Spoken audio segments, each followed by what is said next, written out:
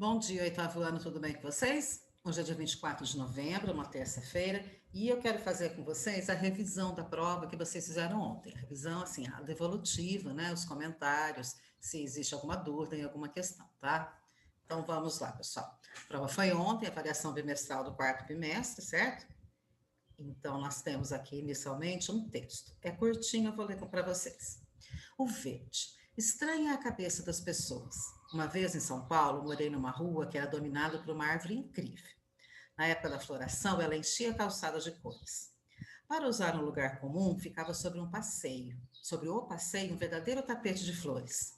Esquecíamos o cinza que nos envolvia e vinha do asfalto, do concreto, do cimento, os elementos característicos dessa cidade. Percebi certo dia que a árvore começava a morrer. Secava lentamente até que amanheceu inerte, sem folha. É um ciclo, ela renascerá, comentavas no bar ou na padaria. Não voltou. Pedi ao Instituto Botânico que analisasse a árvore e o técnico concluiu: fora envenenada. Surpresos, nós, os moradores da rua, que tínhamos na árvore um verdadeiro símbolo, começamos a nos lembrar de uma vizinha de meia idade que todas as manhãs estava ao pé da árvore com um regador. Cheios de suspeitas, fomos até ela, indagamos, e ela respondeu com calma, os olhos brilhando, agressivos e irritados. Matei mesmo essa maldita árvore. Por quê? Porque, na época da flor, ela sujava minha calçada. Eu vivia varrendo essas flores desgraçadas.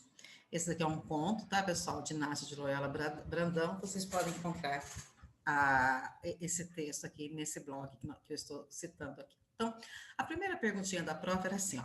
Esse texto é predominantemente uma. Então, o que predomina? O que tem mais nesse texto? Uma explicação, uma narração, uma descrição e uma publicidade. Então, logo de cara, a gente vê que esse não é um texto publicitário, tá? Não é também uma explicação e nem uma descrição. Apesar de haver aqui alguma descrição falando sobre a árvore, o que predomina aqui é uma narração. Então, a questão número 1, a resposta certa é a letrinha B, tá? Então, por que uma narração?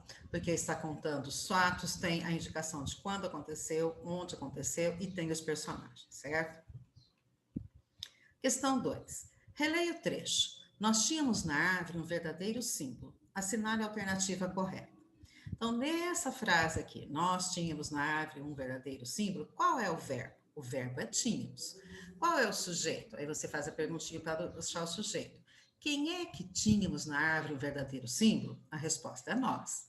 O que sobrou de nós, inclusive o verbo, é o predicado. Então, nós é o sujeito e o predicado vai ser: tínhamos na árvore um verdadeiro símbolo. Aí, com base nessa análise, você tem que assinalar a alternativa correta. Símbolo é um verbo? Não, símbolo é um substantivo, mesmo porque aqui antes ele está precedido de um artigo, tá? Nós tínhamos o sujeito? Não, também. O verbo não pode fazer parte do sujeito. Nós é o sujeito? Sim. Um verdadeiro símbolo é o predicado? Não. Por quê? Porque no predicado tem que existir o verbo. Então, esse tínhamos na árvore um verdadeiro símbolo, que é o predicado. Então, exercício 2, letra C.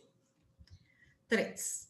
Releia o trecho. Secava lentamente até que amanheceu inerte, sem folha. Observe os verbos secava e amanheceu e assinale a alternativa correta. Então, quando você fala secava, você faz uma imagem mental do verbo secar, da ação do secar, no caso aí que você já está no texto, referindo-se a uma árvore, né? A árvore secava. Até que ela, né, a árvore, amanheceu inerte, inerte é parada, sem folha. Então, secava e amanheceu são dois verbos que têm o sentido completo. Então, verbos que têm o sentido completo, que não precisam depois de um complemento, chamam-se verbos intransitivos. A alternativa que traz essa resposta é a letrinha B. Então, 3B também. Os dois verbos são intransitivos. Eles não são de ligação, nem transitivo direto, nem transitivo indireto. Exercício 4 tem mais um texto, tá? A gansa dos ovos de ouro. Era uma vez um casal de camponeses que tinha uma gansa muito especial. De vez em quando, quase todo dia, ela botava um ovo de ouro. Era uma sorte enorme, mas em pouco tempo eles começaram a achar que podiam ficar mais ricos se ela pusesse um ovo daqueles por hora, ou a todo momento que eles quisessem. Falavam nisso sem parar, imaginando o que fariam com tanto ouro. Que bobagem a gente ficar esperando que todo dia saia dessa gança um pouquinho. A gansa deve ter dentro dela um jeito especial de fabricar ouro. Isso era o que a gente precisava. Isso mesmo. Deve ter uma maquininha, um aparelho, alguma coisa assim. Se a gente pegar para nós, não precisa mais de gansa. Era melhor ter tudo de uma vez e ficar muito rico. E resolveram matar a gansa para pegar todo o ouro. Mas dentro não tinha nada diferente das outras gansas que eles já tinham visto. Só carne, tripa, gordura. E eles não pegaram mais ouro. Nem mesmo ganharam um ovo de ouro. Nunca mais. Então, esse texto de Ana Maria Machado, você pode encontrá-lo no livro O Tesouro das Virtudes para Crianças, publicado no Rio de Janeiro, pela editora Nova Fronteira. Aí, o exercício pede para você reler esse trechinho, né?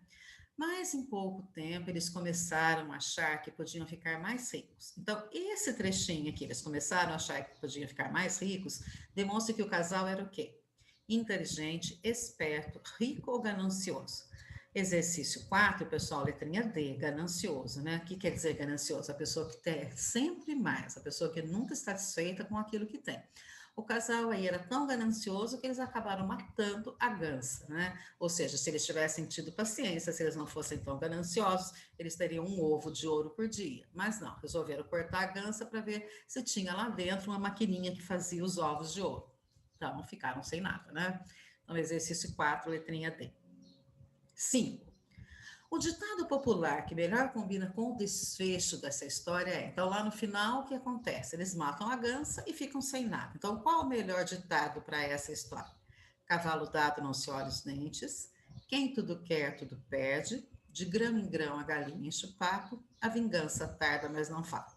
Vamos ver a letrinha A. Cavalo dado não se olha os dentes. Ou seja, quando você ganha um presente, você não deve ficar colocando defeitos, né? Se você ganhar um cavalo, você não vai ver justo os dentes dele para ver se estão bons ou não, né? Um sentido, aí uma metáfora, uma figura de linguagem.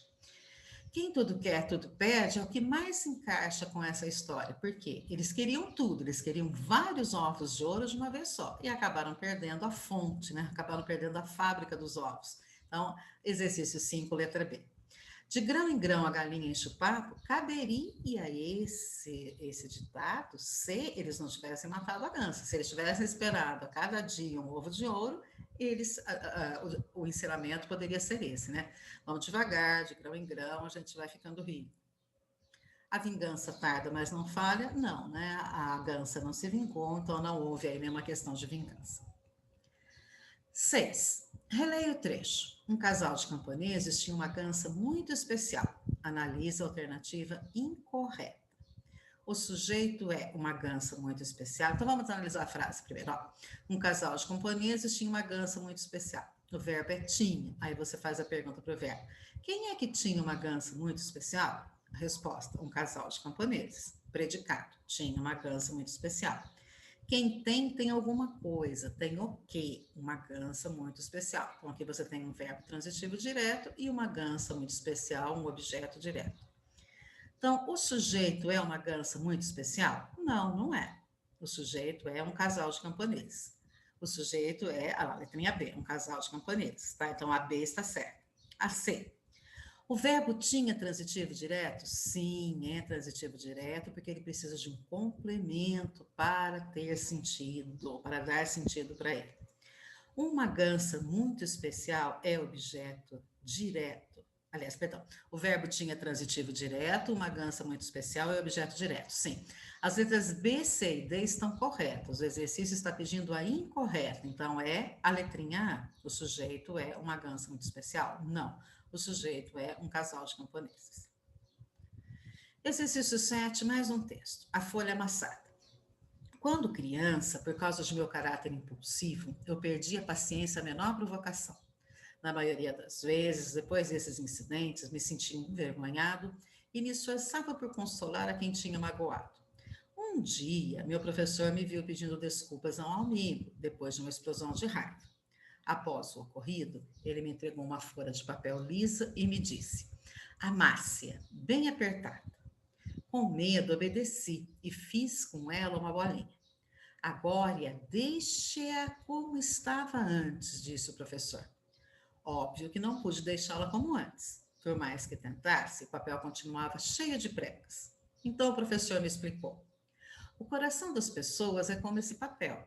A dor que a ele causamos será tão difícil de apagar como esses amassados na folha. Assim, aprendi a ser mais compreensiva e paciente. Quando sinto vontade de estourar, lembro daquele papel amassado. A impressão que deixamos nas pessoas é impossível de apagar.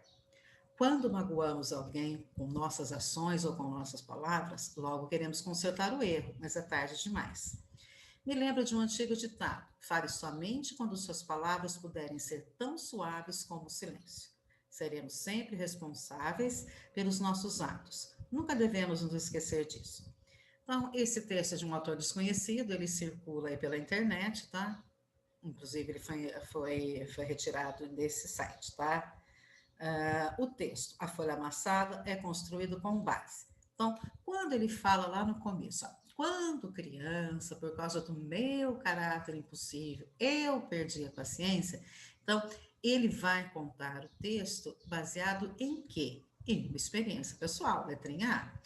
Não é uma pesquisa acadêmica, não é uma entrevista com um profissional e não é uma história de conto de fadas. Ele está contando o que aconteceu com ele. Então, o narrador, a narração aqui em primeira pessoa, é quem viveu essa situação e aí conta para nós sobre isso. No segmento, seremos sempre responsáveis pelos nossos atos, nunca devemos nos esquecer disso. O que o autor do texto ele quer falar? Ele quer citar um dado? Ele quer levantar uma hipótese? Ele está expondo o ensinamento ou ele descreve situações fictícias, imaginárias? Ele está expondo o ensinamento, né? Qual é o ensinamento que ele fala? Que nós vamos ser sempre responsáveis pelos nossos atos e que a gente não pode se esquecer disso, certo? 9. Joaquim, meu filho mais velho, é uma linda criança. Assinale a alternativa correta. Então vamos lá. O exercício vai tratar de aposto e de vocativo. Lembrando que aposto é uma palavrinha que é usada entre vírgulas e ela explica o significado da palavra anterior, tá? Mogi Guaçu, vírgula, uma grande cidade, vírgula, é o lugar onde eu nasci. Então, uma grande cidade é um aposto. Vocativo é aquela palavrinha que a gente usa para a pessoa prestar atenção no que você está falando. Joãozinho, vírgula, você vai vir aqui em casa. Então, Joãozinho é um vocativo, porque eu estou usando essa palavra para me comunicar com ele. Então, quando eu falo Joaquim, meu filho mais velho, é uma linda criança, esse pedacinho aqui, meu filho mais velho, é um aposto. Por quê? Porque está explicando quem é o Joaquim, tá? Não é um vocativo, é uma linda criança, não é um aposto e também não é um vocativo. Aqui é uma linda criança, que é apenas um complemento aqui para o verbo é. 10. Releia o trecho. Com medo, obedeci e fiz com ela uma bolinha. Assinale a alternativa correta. Então, vamos lá. Obedeci e fiz. Quem é que obedeci e fiz com ela uma bolinha? Eu, né? Então, o sujeito aqui é eu, então não pode ser com medo. A alternativa A está errada.